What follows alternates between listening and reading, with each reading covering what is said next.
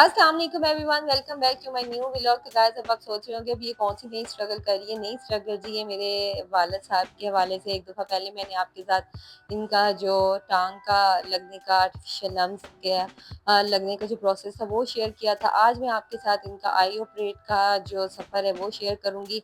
15-20 दिन से हम कोई डॉक्टरों के ना पल्ले में पड़े हुए हैं, लेकिन डॉक्टर्स जो है ना हमारी जान नहीं छोड़ रहे। जो हमारे रिकमेंडेड जो मतलब इनके मेरे वालिद साहब के जो रिकमेंडेड डॉक्टर हैं जो इनका रेगुलर चेकअप करते हैं, उन्होंने हमें आँखों का बताया। इनको एक आँख से बिल्कुल दिखाई नहीं दे रहा था और जो दूसरी आँख आँख थी उससे भी मतलब अभी तो बिल्कुल ये इनको मतलब खाना भी खुद खिलाना पड़ रहा था। ख़ैर हम उस कंसर्नी डॉक्टर के पास गए, वो डीएचए में नेशनल हॉस्पिटल में बैठते हैं और टू मच एक्सपेंसिव मतलब बहुत ज़्यादा एक्सपेंसिव था। उन्होंने हम लोगों को सिर्फ 15-20 मिनट के ऑपरेट के लिए उन्होंने इतने सारे पैसे हम लोगों को बता दिए कि लिटरली हम लोग वो ना अफोर्ड नहीं कर सकते थे। फिर खैर हम जिस करीम में जा रहे थे उनके पास, उसी करीम वाले ने मतलब अल्लाह उसका भला करे, बिल्कुल अनजान लड़का था वो। उसने हमें बताया कि जी आप लाहौर में रहमत हॉस्पिटल है वहाँ जाएँ। खैर हम लोग रहमत हॉस्पिटल चले गए। वहाँ पे एक मसला ये है कि आपको सुबह-सुबह 5 साढ़े 5 बजे जाके लाइन में लगना पड़ता है, क्योंकि बहुत लंबी लाइन होती है और उनका खुद बहुत लंबा चौड़ा प्रोसीजर था। इधर जाएँ, उधर जाएँ, यहाँ जाएँ, ऐसे करें, वैसे करें, तो वहाँ पे सिफ़ारिश किसी की नहीं चलती। ख़ैर वहाँ पे उन्होंने हम लोगों को लास्ट में बोला कि इनका ऑपरेट करना पड़ेगा, जो इनकी एक आँख थोड़ी सलामत रहेगी, उसके लिए आपको कार्डियो सर्टिफ़िकेट बनाना पड़ेगा। कंसर्नी डॉक्टर के पास गए, उन्होंने कहा जी मैं तो नहीं बना के दूँगा, इनके तो आप पहले ईसीजी और कार्डियो टेस्ट करवाएँ। कार्डियो टेस्ट जो है वो लाहौर में सिर्फ़ एक ही जगह से मेन ब्रांच जो चुगताई लैब की मेन ब्रांच है, वहाँ से ये इको टेस्ट होता है और चुगताई लैब की किसी ब्रांच से इनके ये कार्डियो के टेस्ट नहीं होते। उसी डॉक्टर ने हम लोगों को सर्टिफ़िकेट रेडी कर दिया।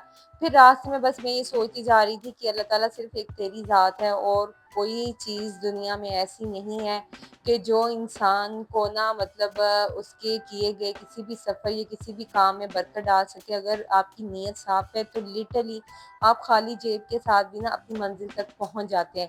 लेकिन अगर आपकी नीयत में कोई गड़बड़ है तो फिर जी जनाब मुश्किल है कि आप अपनी मंज़िल पे पहुँच जाएँ। लेकिन अल्हम्दुलिल्लाह हम लोगों की नीयत साफ़ थी और जब हम लोगों ने ये प्रोसेस स्टार्ट करवाया उस टाइम हमारी जेब में सिर्फ़ 5,000 था और वो उसमें से 4,000 फ़ीस उसी डॉक्टर की लग गई थी जो फर्स्ट कंसर्नी डॉक्टर था।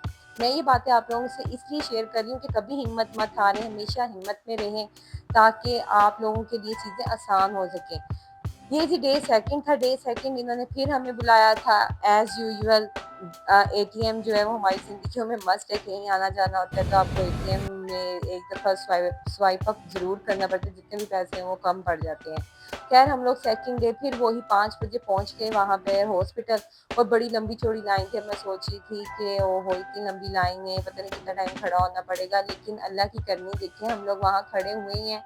तो इतनी लंबी चौड़ी लाइन थी, लेडीज़ की लाइन क्योंकि ज़्यादा थी, तो मैं वहाँ पे नहीं खड़ी हुई, तो मैंने भाई को ना जेंट्स वाली साइड पे खड़ा कर दिया कि यहाँ पे लाइन बहुत छोटी है, तुम इधर खड़े हो जाओ। खैर उन्होंने अब्बू को व्हीलचेयर पे देखा तो उन्होंने ऐसे ही इशारा कर दिया कि आप आ जाएँ, हम लोग आ गए। तो यहाँ पे आपने एक चीज़ हमेशा याद रखनी है जाने से पहले कि जो कंसर्नी बंदा आपके साथ जा रहा है वो और पेशेंट दोनों के ना आईडी कार्ड साथ ज़रूर लेकर जाएँ। फिर ये पर्ची बना के देते हैं, पर्ची बना के आप आगे चले जाते हैं, वो आपको खुद ही बाहर गेट पे बता देते हैं कि आपने कौन से रूम में जाना है। आप फिर उस रूम में चले जाते हैं, मतलब ये डे सेकंड की बात है। डे फर्स्ट में तो सबने एक ही रूम में जाना होता है। यहाँ पे मैं और मेरे वालिद साहब बैठे वेट कर रहे थे रिपोर्ट्स का, जो इन्होंने अपने तौर पे आँखों के कुछ और टेस्ट किए और उसके बाद फिर हम लोगों ने ये रिपोर्ट्स जो थी इस रूम से दूसरी एक जगह पे सबमिट करवानी थी। यहाँ से पहले अप्रूवल होनी थी, उसके बाद इसको सबमिट करवाना था।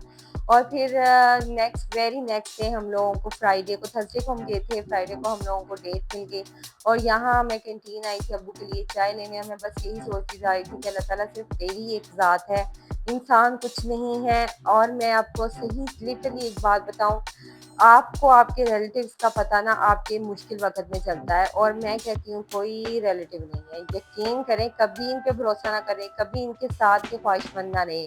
ख़ैर इसी तरह हम लोग चले गए। फिर डे थर्ड आ गया, फाइनली सर्जरी डे था और यहाँ पे किसी को भी जाने की परमिशन नहीं थी। ऑपरेशन थिएटर में सिर्फ मैं साथ गई थी वालिद साहब के, तो मैंने ये थोड़ा अंदर का भी व्यू थोड़ा-सा कैप्चर कर लिया। ये सारे पेशेंट बैठ के वेट कर रहे थे क्योंकि मेरे वालिद साहब की टाँग नहीं थी, तो इसलिए उन्होंने मुझे साथ जाने की परमिशन दे दी। इनके साथ-साथ बैठी मैं भी वेट कर रही थी। ऑपरेशन थिएटर को बार-बार देख रही थी, कभी टाइम को देख रही थी। अब्बू 7 बजे के गए थे, साढ़े 8 होने वाले थे। खैर ये लड़की वहाँ मिली थी, इसका भी कोई वेन का इशू था, इसके लिए भी मैंने बहुत सारी दुआएं की, बहुत नाइस बंदी थी ये। मैं बस वेट करती जा रही थी, ऑपरेशन अंदर करते जा रहे थे, पेशेंट अंदर जाते आ रहे थे और बाहर आते जा रहे थे। फिर यहाँ पे सबको मेल को मेल वार्ड में और लेडीज को लेडीज वार्ड में ना बिठा कोई दिया। गल ही उन्होंने अब्बू इदां की दी कहानी।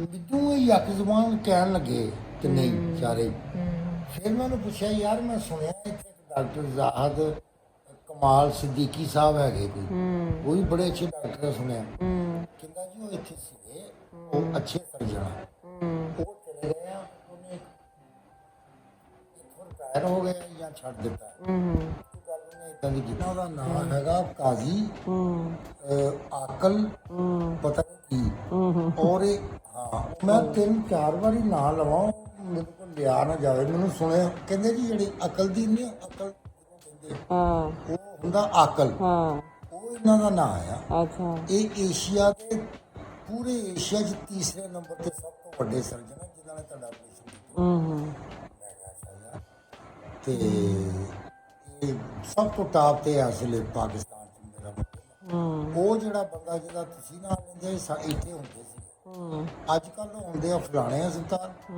ਉਸ ਤੋਂ ਬਾਅਦ ਹੁੰਦੇ ਆ ਉਹ ਨੈਸ਼ਨਲ ਹਸਪਤਾਲ ਡਿਫੈਂਸ ਵਿੱਚ ਮੈਂ ਕਿਹਾ ਅੱਛਾ ਜੀ ਮੈਂ ਹੋਰ ਅਗਲੀ ਮੈਂ ਗੱਲ ਨਹੀਂ ਕੀਤੀ ਉਹਦੇ ਨਾਲ ਲੇਕਿਨ ਕਹਿੰਦਾ ਤੁਸੀਂ ਬੜੇ ਖੁਸ਼ਕਿਸਮਤ ਹੋ ਤੁਹਾਡਾ ਆਪਰੇਸ਼ਨ ਹੀ ਬਹੁਤ ਅੱਛਾ ਹੋਇਆ ਮਾਸ਼ਾਅੱਲਾ ਲਾਗੇ ਤੇ ਜਾਣਦਾ ਹੁਣ ਉਹ ਲਾਗੇ ਤੇ ਖੜੇ ਹੀ ਹੋਣਗੇ ਮੈਂ ਕਿਹੜਾ ਉਹਨੂੰ ਦੇਖਣ ਡਿਆ ਸੀ ਹਾਂਜੀ ਉਹ ਦੇਖਦੇ ਹੀ ਹੁੰਦੇ ਹੋਣਗੇ ਵੀ ਡਾਕਟਰ ਕੀ ਕਰ ਰਹੇ ਦੂਜਿਆਂ ਦਾ ਕੀ ਕਰ ਰਹੇ ਸੀ ਇਹਦਾ ਕੀ ਕਰ ਰਹੇ ਉਹਨਾਂ ਨੂੰ ਕਿੱਦਾਂ ਪਤਾ ਲੱਗ ਗਿਆ ਵੀ ਇਹ ਮੇਰਾ ਬਹੁਤ ਅੱਛਾ ਹੋਇਆ ਕੋਈ ਹੋਊਗਾ ਪਾਪਾ ਜੀ ਡਾਕਟਰਾਂ ਦੇ ਇਸ਼ਾਰੇ ਸ਼ੂਰੇ ਵੀ ਹੁੰਦੇ ਆ ਜਿਹੜੇ ਇਦਾਂ ਸਾਰੇ ਆਪਸ 'ਚ ਉਹਨੇ ਗੱਲਬਾਤ ਹੁੰਦੀ ਆ ਨਾ ਨਹੀਂ ਬੇਟਾ ਨਾਲੇ ਜਿਹੜੇ ਇਦਾਂ ਨਾਲ ਅਟੈਚ ਹੁੰਦੇ ਆ ਉਹਨਾਂ ਨੂੰ ਵੀ ਬੜਾ ਨੌਲੇਜ ਹੋ ਜਾਂਦਾ ਵਾ ਡਾਕਟਰਾਂ ਦੇ ਨਾਲ ਨਾਲੇ ਡਾਕਟਰ ਨੇ ਉਹਨਾਂ ਨੂੰ ਤਾਂ ਨਹੀਂ ਨਾ ਕਿਹਾ ਕਿ ਆਹ ਬਹੁਤ ਅੱਛਾ ਹੋਇਆ ਵੀ ਅੱਛਾ ਜਿਹੜੇ 3 ਤੇ ਮੈਂ ਦੇਖੇ ਉਸ ਤੋਂ ਪਹਿਲਾਂ ਵੀ ਤਾਂ 2-3 ਅੰਦਰ ਗਏ ਹੀ ਹੋਣਗੇ 4 ਹਾਂਜੀ ਨਹੀਂ ਸਮਝ ਲੱਗੀ ਨਹੀਂ ਲੱਗਦੀ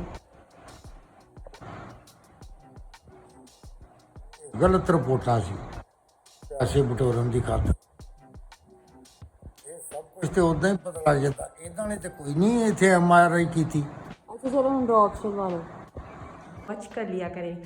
सब अपना ख्याल रखिएगा, दुआओं में याद रखिएगा, हंसते रहें, हंसाते रहें, मुस्कुराते रहें, खुश रहें, आबाद रहें, आसानियाँ बांटते रहें। अल्लाह हाफ़िज़।